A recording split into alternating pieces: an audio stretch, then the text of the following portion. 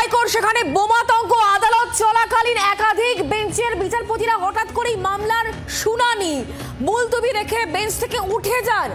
শুনানি মুলতবি কোনো কারণ উল্লেখ করেননি কোনো বিচারপতি। স্বাভাবিকভাবে জল্পনা আদালত চত্বর জুড়ে। দিল্লি হাইকোর্ট সেখানেই বোমাতঙ্কের ঘটনাকে কেন্দ্র করে চাঞ্চল্যের সৃষ্টি হয়েছে। বিচারপতিরা হঠাৎই মামলার শুনানি মুলতবি রেখে বেঞ্চ থেকে উঠে যান, আর তারপরই চাঞ্চল্যের সৃষ্টি হয়েছে। এই মুহূর্তে কি আপডেট রয়েছে, কি হয়েছে ঠিক আমরা জানবো, কথা বলবো। রাজীব চক্রবর্তী এই মুহূর্তে আমাদের সঙ্গে রয়েছেন, সরাসরি আমাদের প্রতিনিধি রাজীব। দেখো, আমি এই মুহূর্তে দাঁড়িয়ে রয়েছি দিল্লি হাইকোর্টের সামনে এবং দিল্লি হাইকোর্টের সামনের ছবিটা তোমাকে দেখাবো। রীতিমতো আতঙ্কের ছবি তুমি দেখতে পাচ্ছ। দমকলের গাড়ি ঢুকছে এবং এখানে যারা আইনজীবীরা রয়েছেন তারা একে একে সবাই বেরিয়ে যাচ্ছেন এবং এখানে একটা চাঞ্চল্যকর পরিবেশ তৈরি হয়েছে, আতঙ্কের পরিবেশ তৈরি হয়েছে বললে কিন্তু ভুল হবে না। এই পরিস্থিতি আজকে যখন অন্যান্য দিনের মতোই আজকে আদালত যখন চলছিল তখন দেখা যায় যে বিচারপতিরা আচমকাই আদালত ছেড়ে তারা বেরিয়ে যান এবং তারপরেই সূত্র মারফত যে খবর আসে কিছুক্ষণ পরেই যে আদালতে অর্থাৎ দিল্লি হাইকোর্ট কর্তৃপক্ষের কাছে একটি মেল এসেছে। সেই ইমেলে হুমকি দেওয়া হয়েছে বোমাতঙ্কের। বোমা রয়েছে এবং বিস্ফোরক সেই আইইডি বোমা সেটি কোথায় রাখা রয়েছে তা জানানোর জন্য একটি মোবাইল নম্বর উল্লেখ করা হয়েছে, সেই নম্বরে যোগাযোগ করতে বলা হয়েছে। এবং আরও চাঞ্চল্যকরভাবে এই বোমাতঙ্কের মধ্যে একটি বিষয় উঠে এসেছে, তা তামিলনাড়ুর রাজনীতি।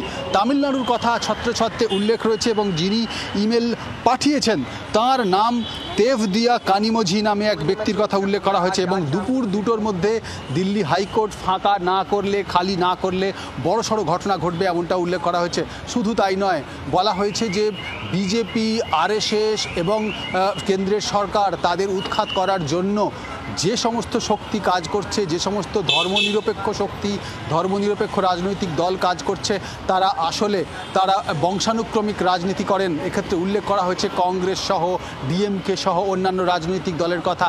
এবং খুব স্পষ্টতই যেটা মনে করা হচ্ছে যে এর পেছনে তামিলনাড়ুর যে বর্তমান রাজনৈতিক পরিস্থিতি তার কিন্তু কোনো সংযোগ থাকতে পারে। কিন্তু এই মুহূর্তে দিল্লি হাইকোর্টে আইনজীবীরা বেরিয়ে যাচ্ছেন এবং আদালত থেকে তুমি দেখতে পাচ্ছ যারা আইনজীবীরা একে একে বেরিয়ে আসছেন এবং আদালত চত্বর কার্যত ফাঁকা। এটি দিল্লি হাইকোর্টের প্রধান গেট।